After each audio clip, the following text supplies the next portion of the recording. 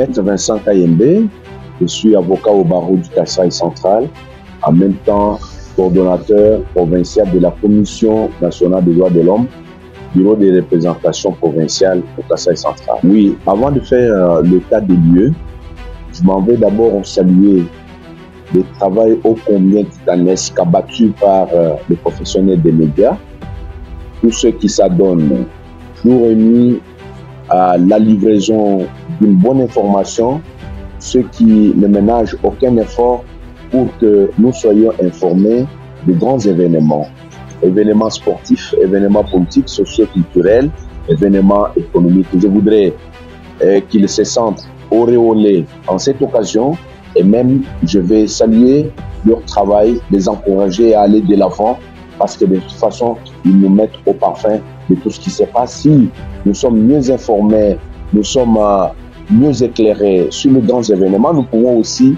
prendre des décisions qu'il faut. Parce que nous, en tant que dirigeants, nous devons être informés. Même nous, au niveau de la CNDH, nous devons beaucoup plus avoir des informations venant de la part des journalistes, des informations bien traitées, de manière objective, diffusées par les journalistes, pour que nous puissions aussi nous décider en connaissance de cause. Vraiment, une fois de plus, merci aux journalistes professionnels des médias, merci à tous les responsables des médias pour le travail qu'ils abattent du jour au jour. Alors, pour revenir à cela, je voudrais que les gens comprennent, lorsqu'on parle des libertés de la presse, c'est qu'il y a des libertés de manière générale. Liberté de la presse, ça fait partie de toutes les libertés qui sont reconnues dans notre pays à travers la constitution de notre pays. Mais avant de parler de notre pays, plus loin, nous prenons l'exemple de la France. D'ailleurs, la liberté de la presse fait partie des premières libertés, j'insiste, des premières libertés reconnues par l'État français. Et juste depuis longtemps. Et en plus, la liberté de la presse a deux piliers, généralement la liberté d'opinion et la liberté d'expression. Donc, les gens peuvent facilement s'exprimer, les gens peuvent émettre leur opinion, etc.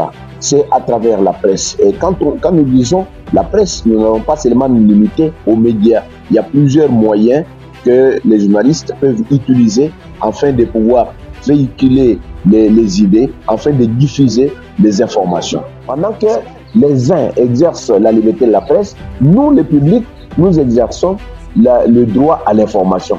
Et la presse permet aussi de constituer, je dirais, une banque de connaissances communes ou encore une réserve de connaissances communes. Pour y arriver, il faudrait passer par la presse. État des lieux, c'est que nous devons reconnaître qu'il y a des bonnes choses, il y a aussi des mauvaises. Bonne chose, pourquoi? Parce que la liberté de la presse nous a permis de mettre nos opinions sur la marche du pays. À travers la liberté de la presse, dans le cadre de l'exercice de la liberté de la presse, les citoyens, leur conscience, bien entendu, a été forgée. Comment les gens peuvent se décider, s'il faut prendre l'exemple de la période des élections, pour mieux comprendre le programme des candidats, le projet des sociétés, c'est à travers la presse. Lorsque les hommes politiques sont reçus par les professionnels des médias que vous êtes, ils ont la possibilité de décliner leur programme. Et là, nous cernons le projet qui conviendrait le mieux pour la société. Et aussi, nous allons nous décider en connaissance de cause, c'est-à-dire, en ce moment-là, nous avons la possibilité d'opérer un meilleur choix. Vous allez comprendre par là que c'est à travers la presse que nous allons découvrir les bons candidats, les mauvais candidats, nous allons découvrir le projet des sociétés, le programme, etc., etc. Donc ça, c'est quand même quelque chose de très intéressant. Donc, la presse nous permet de nous décider en connaissance de cause, de mettre un point de vue, d'aller au-delà, de comprendre ce qui se passe à travers le monde, parce que je peux même aller plus loin pour dire que la presse n'a pas de limites. Tout ce qui se passe à travers le monde, en Afrique, ce qui se passe en Ukraine, ce qui se passe, il y a de grands événements politiques. Les cas malheureux, aujourd'hui, si nous sommes au courant de ce qui se passe à l'est de notre pays, c'est à travers la presse. Ce qui se passe en France, avec le séjour, par exemple, du président de la République en France, tout ça, c'est à travers la presse. Ça, nous pouvons juste encourager parce qu'aujourd'hui, les gens peuvent s'exprimer. Nous avons cette prolifération des médias et le journaliste aussi qui s'adonne et qui nous informe, qui se battent bec et ongle pour nous mettre au parfum de grands événements sportifs, de grands événements politiques, culturels, etc.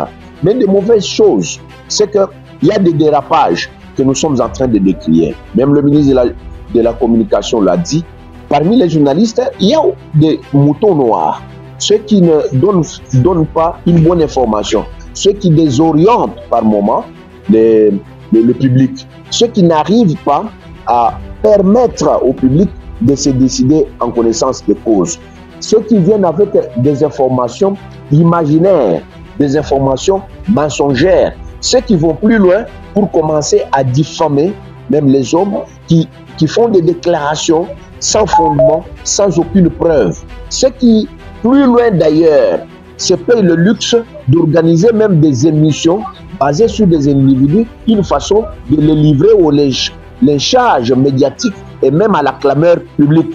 Ceux qui cherchent à nuire aux intérêts des autres, ceux qui ne diffusent pas de bonnes informations, ceux qui ne gardent, qui n'observent pas les principes d'éthique et de déontologie comme il se doit. Donc, au vu de quelques éléments que j'ai pu grappiller de manière éparse, que j'ai racolé, vous allez comprendre que la presse n'a pas du tout joué le rôle qu'on attend d'elle à partir des hommes qui se payent le luxe parce qu'ils sont instrumentalisés, parce qu'il y a des hommes forts derrière eux, qui leur donnent des moyens, qui les poussent plus loin à jeter le pavé dans la mare, à sacrifier les autres sur l'autel des holocaustes, tout en reconnaissant le travail titanesque qu'ils abattent, tout en déplorant aussi le dérapage constaté par leur chef.